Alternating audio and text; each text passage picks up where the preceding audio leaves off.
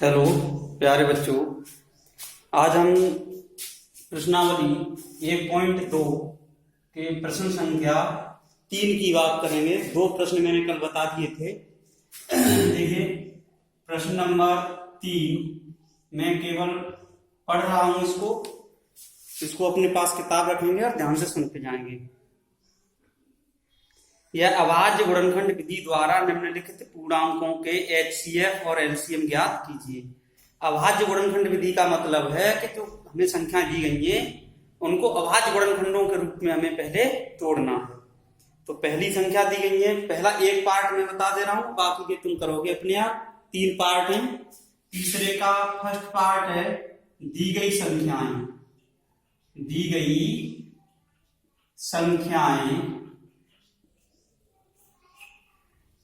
संख्याएं हमारी 12, 15 और 21। 12, 15 और 21। तो सबसे पहले हमें, जैसा प्रश्न में हमें दिया गया है कि अभाज्य गुणनखंड विधि द्वारा, तो पहले तीनों के अभाज्य गुणनखंड करने हैं हमें। तो देखिए 12 बराबर, इसको कितना लिख सकते, 2 गुणा 2 गुणा 3, 2 दूनी 4 3 12 अभाज्य गुणनखंड होगा इसके। 15 को हम कैसे लिख सकते हैं, देखो 15 में 2 का गुणनखंड आएगा नहीं, 3 का आएगा, 3 गुणा 5 हो गया। 21 है, 21 में 2 का गुणनखंड आ नहीं सकता, विषम संख्या है, और 3 का आ सकता है, तो 3 गुणा 5 का आएगा नहीं, 7। ठीक है, ये अभाज्य गुणनखंड हो गई। तो देखिए यहां उभयनिष्ठ गुणनखंड कितना है, उभयनिष्ठ या सार गुणनखंड भी बोलते हैं, कॉमन फैक्टर। उभयनिष्ठ गुणनखंड बराबर है 3, जो तीनों में आ रहा है, जो कॉमन होता है तीनों में। अतः HCF क्या होगा, HCF जो होता है वो कॉमन गुणनखंड होता है। HCF बराबर हो गया हमारा 3। HCF कितना हो गया, 3 कॉमन गुणनखंड। और LCM की परिभाषा मैंने बताई थी तुम लोगों को। LCM जो होता है वो सबसे बड़ी घात लेते हैं। देखो 2 का गुणा 2 बार अधिकतम आ रहा है तो दोनों बार लेंगे, 2 गुणा 2। 3 यहाँ एक बार, यहाँ एक बार, यहाँ तीनों में एक बार आ रहा है तो एक ही बार लेंगे। 5 आ रहा है एक बार, 7 आ रहा है तो गुणा 5 गुणा 7, इनका गुणा कर दीजिए। 7 पंजे 35, 35 दिया 105, और 105 में हमें गुणा करना है 4 का। तो 4 पंजे 20 और 4 एकम 4 पंजे 20 हो गया, 4 एकम 4। इसका जो LCM होगा वो कितना हो जाएगा, 2 दूनी 4 की 12 पंजे 60, और ये हो गया 420 LCM हो गया इसका। अभाज्य गुणनखंड विधि थी, इसलिए पहले अभाज्य गुणनखंड किए हमने सबके, ये मैंने बताई दिए हैं। अगर यहाँ पे समझ में नहीं आए तो हम इस तरीके से भी कर सकते हैं। जैसे 12 है तो यहाँ पे अभाज्य संख्या से काटना शुरू करो, 2 से कट जाएगा, ये 2 6 12, फिर 2 से कट जाएगा 2 3 6, फिर अब 3 आ गया, 3 खुद अभाज्य की संख्या, तो 3 से ही कटेगा। इस तरह से 15 के और 21 के निकाल सकते हैं गुणनखंड, कोई दिक्कत नहीं है। तो इनका LCM कितना आ गया 3, और वो HCF 3, और LCM कितना आ गया 420। इसी प्रकार की 2 पार्ट और हैं इस क्वेश्चन के, वे तुम्हें स्वयं करने हैं। अब इसको स्क्रीनशॉट ले लीजिए, सॉल्व करेंगे किताब से।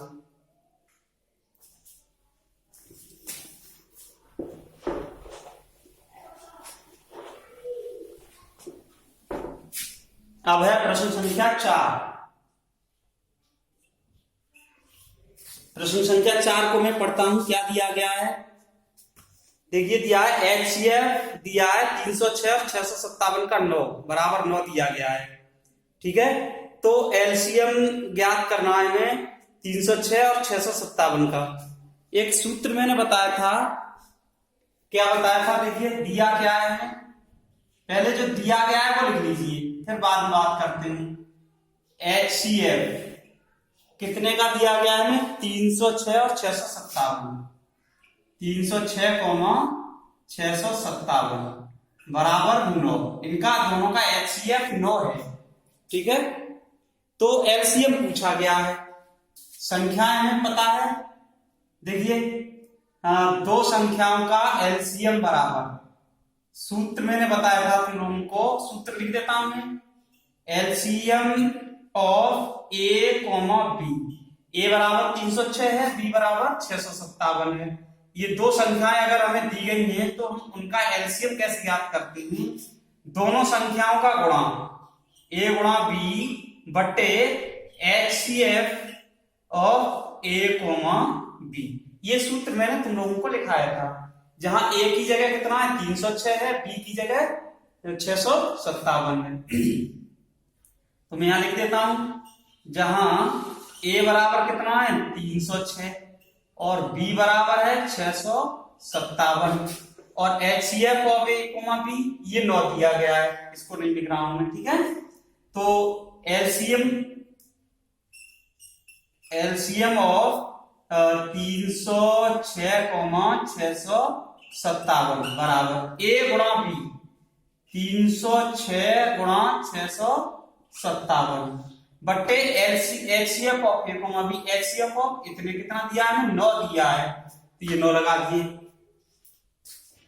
अब 9 से इसको काट देते हैं, 9 तिया 27, 3 बचेंगे, 9 चौक 36, 657 में 34 से गुणा कर दीजिए, कितना आएगा 4 सत्ते 28, 4 पंजे 20 और 2 22, 4 6 24, 24 और 2 26, 3 सत्ते 21, 3 5 15 और 2 17, 3 6 18, 18 रे 19, तो ये 8 3 6 7 13 के 3 7 9 2 11 12 और ये 2, तो ये इसका गुणा करेंगे तो कितना आएगा 22,338, 22,338, ये इसका एलसीएम आ गया, ठीक है। ये सूत्र होता है हमारा, ये वाला सूत्र मैंने बताया था तुम लोगों को, लिखा दिए हैं पहले ही। ये हमें दिया गया है सूत्र के हिसाब से, जहां ए बराबर 306 है, बी बराबर 657 है, 9 से इसको काट दिया, गुणा कर दिया, एलसीएम आ गया। ये हो गया प्रश्न संख्या 4। तो प्रश्न संख्या 4 का स्क्रीनशॉट लेके और इसको अपने आप सॉल्व करेंगे। एक बार समझने के बाद वीडियो से फिर अपने आप करने की कोशिश करेंगे।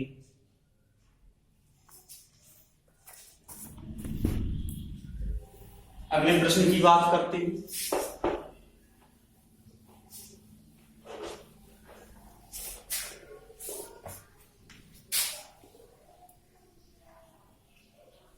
प्रश्न नंबर है 5, इसको पढ़ता हूं मैं।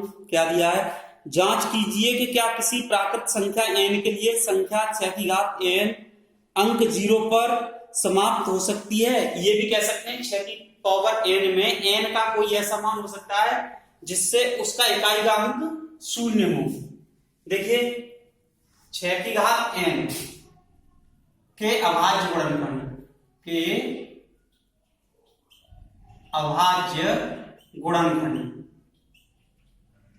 कर लीजिए। n घात n लगी है, कोई दिक्कत नहीं है। क्या होंगे? देखो 6 को लिख सकते हैं 2 गुणा 3 होल पावर n, ठीक है। 2 गुणा 3 आ गया ये, तो 2 इसको हम 2 की घात 3 और 2 की घात n और 6 की घात 3 की घात n लिख सकते हैं, कोई दिक्कत नहीं है। 6 की घात n के बाद गुणनखंड इतने हैं, लेकिन 0 एक ही कंडीशन में आता है जिनके अभाज्य गुणनखंड 2 और 2 गुणा 5 की घात के रूप में हो। लेकिन इकाई के स्थान पर 0 आने के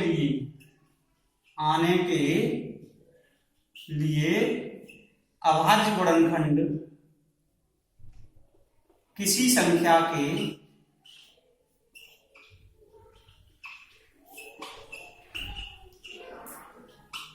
अभाज्य गुणनखंड 2 गुणा 5 के रूप में होने चाहिए। ठीक है, अतः 6 की पावर n में कोई भी प्राकृतिक संख्या n ऐसी नहीं है, कोई भी प्राकृत संख्या n ऐसी नहीं है, ऐसी नहीं है जिससे यह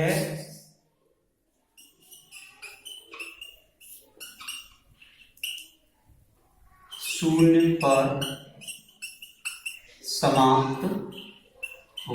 ठीक है, थोड़ा सा इसमें लिखना ज्यादा है, समझना कुछ नहीं है। 6 की पावर n के भाज्य गुणनखंड 2 गुणा 3 6 होता है, की पावर n है, लगी रहने दीजिए है, लेकिन इकाई के स्थान पर शून्य आने के लिए किसी संख्या के भाज्य गुणनखंड 2 गुणा 5 यानी 10 जीरो आना चाहिए के रूप में होने चाहिए। जब तक इस रूप में नहीं है तब तक ये जीरो नहीं आएगा। अभाज्य गुणनखंड की बात कर रहे हैं शुरुआत की। तो अतः 6 की पावर n में कोई भी प्राकृतिक संख्या n ऐसी नहीं है जिससे यह शून्य पर समाप्त हो।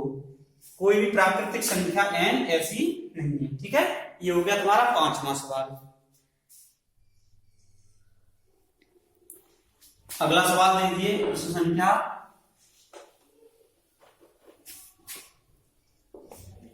6 पढ़ता हूं इसको।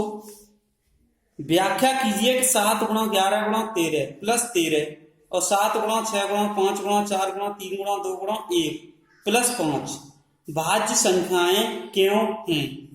देखिए, मैंने बताया था भाज्य और अभाज्य संख्याओं के बारे में, तुम लोगों को फिर एक बार बता दे रहा हूं। भाज्य संख्याएं वे संख्याएं होती हैं जो एक और स्वयं के अतिरिक्त उनका अन्य कोई गुणनखंड होता है। ठीक है, और अभाज्य वो होती हैं जिनका एक और स्वयं के अतिरिक्त अन्य कोई गुणनखंड नहीं होता है। तो ये हमें अंतर बस इतना सा याद रखना, अगर उनके गुणनखंड उन संख्या से हटके आ रहा है कोई, तो निश्चित रूप से भाज्य संख्या होगी। तो देखिए, दी गई संख्याएं, पहले एक बताता हूं। दी गई संख्या कौन सी दी गई है, पहले हमें 7 गुणा 11 7 गुणा 11 गुणा 13 प्लस 13 ये दिया गया है। तो इसको देखते हैं पहले, ये भाज्य है या अभाज्य है। बराबर बराबर करने के बाद इसमें देखो, यहाँ ये गुणांक संख्याएं आ रही है बोर्डमास नियम से पहले, तो नियम से तो हम इसको ही हल करेंगे। यहाँ प्लस में 13 आ रहा है, दोनों में 13 आ रहा है, 13 कॉमन ले लीजिए, सरल हो जाएगी कैलकुलेशन। अब 7 गुणा 11 को 7 गुणा 11 गुणा 1 बचा और प्लस में बचा हमारा 1, 13 कॉमन चला गया, बराबर 13 ये 11 7 77 और गुणा 1 77 ही रहेगा, प्लस 1 है तो 77 प्लस 1 ये कितना हो गया, 13 गुणा 78 हो गया। हमें और ज्यादा कुछ करने की जरूरत नहीं है। ये जो संख्या दी गई है, इस संख्या के 2 गुणनखंड और हैं, तो हम क्या लिखेंगे, इस संख्या या दी गई संख्या के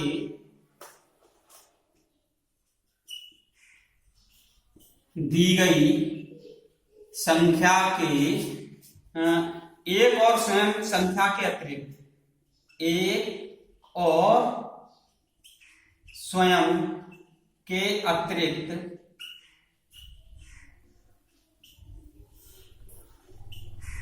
दो गुणनखंड और हैं, अतः यह भाज्य संख्या है। भाज्य संख्या का मतलब है, इसको पूरी को हल करते हैं तो ये 13 से भी विभाजित हो जाएगी और 78 से भी विभाजित हो जाएगी। ठीक है, हम 13 गुणा 6 भी लिख सकते हैं, तो 6 से भी विभाजित हो जाएगी। ठीक है, तो इसके तो कई गुणनखंड हैं, अभाज्य गुणनखंड, हम इसको और अभाज्य और गुणनखंडों में तोड़ सकते हैं, कोई दिक्कत नहीं है। ठीक है, इसी प्रकार से इसमें दूसरी संख्या दी गई है, तो दूसरी संख्या दी गई है उसको भी स्वयं हल करेंगे। ठीक है, बहुत सरल है। दूसरी संख्या के लिए स्वयं हल करें, मैं यहां लिख दे रहा हूं, बहुत सरल है। उसमें भी हमें दूसरी संख्या के लिए स्वयं हल करना है। पहले संख्या दी है 7 गुणा 6 गुणा 5 गुणा 4 गुणा 3 गुणा 2 गुणा 1 प्लस 5। तो पहले 5 कॉमन ले लेंगे, ऐसे यहाँ पे 13 कॉमन लिया, अगली वाली संख्या में से 5 कॉमन आएगा। 5 कॉमन आने के बाद गुणा करके लिख देना, तो गुणनखंड में उसके मिल जाएंगे। जब 2 गुणनखंड मिल जाएंगे तो हम यही भाषा वहां लिख सकते हैं, दी गई संख्या के एक और स्वयं के अतिरिक्त 2 गुणनखंड और हैं, अतः दी गई संख्या भाज्य है। मैं समझा, एक हल करके बता दिया, दूसरा समझा दिया। हम स्वयं जितना काम करेंगे उतना ही हमारी समझ में ज्यादा आएगा, ये ध्यान रखेंगे।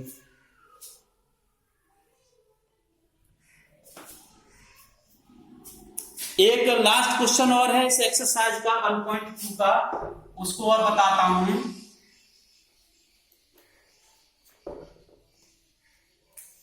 प्रश्न संख्या 7, फिर ये एक्सरसाइज खत्म हो जाएगी तुम्हारी।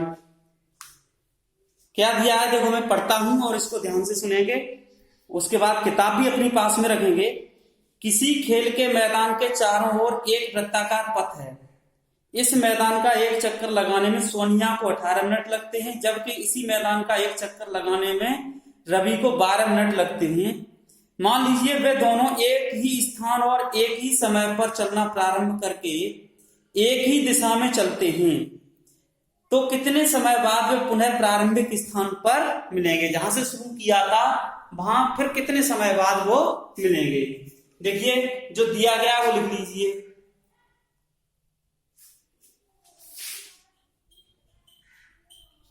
मैदान का एक चक्कर लगाने में सोनिया को लगा समय कितना है? 18 मिनट।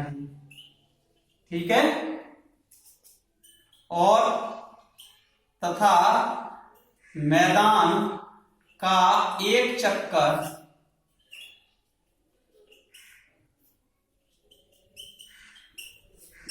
लगाने में रवि, दूसरा नाम रवि है, रवि को लगा समय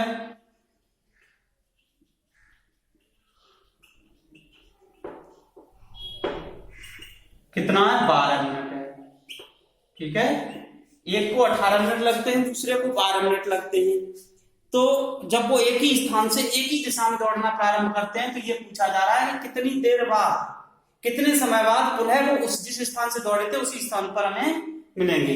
इस प्रकार के सवालों में, मोस्टली सवालों में हमें एलसीएम ज्ञात करना होता है, ये ध्यान रखेंगे। देखिए दोनों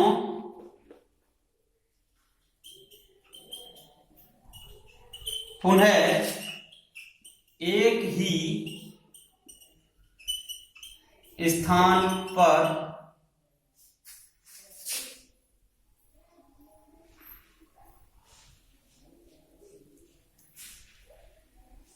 दोनों पुनः एक ही स्थान पर, दोनों पुनः प्रारंभिक स्थान पर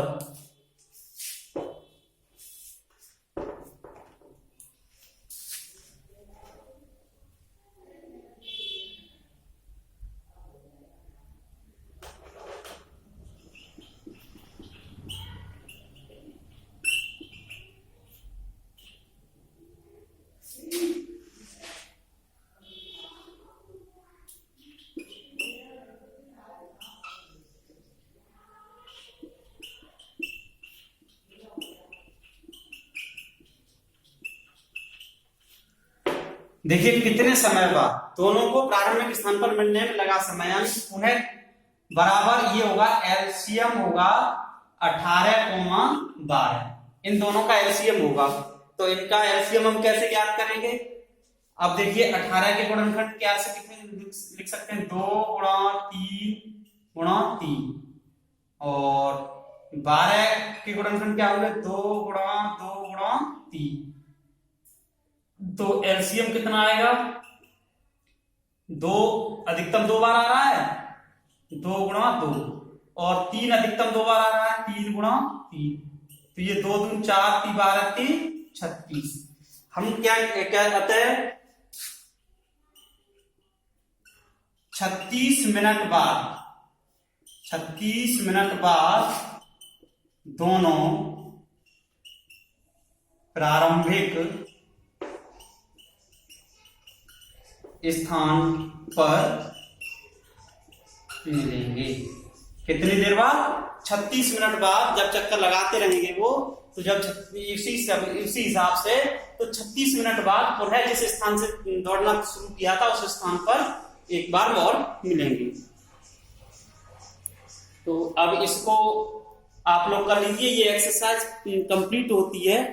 और आगे अगली एक्सरसाइज के लिए कुछ प्रमेय हैं, कुछ बेसिक कॉन्सेप्ट हैं, वो बताने हैं और उसको उनको अगले वीडियो में बताएंगे।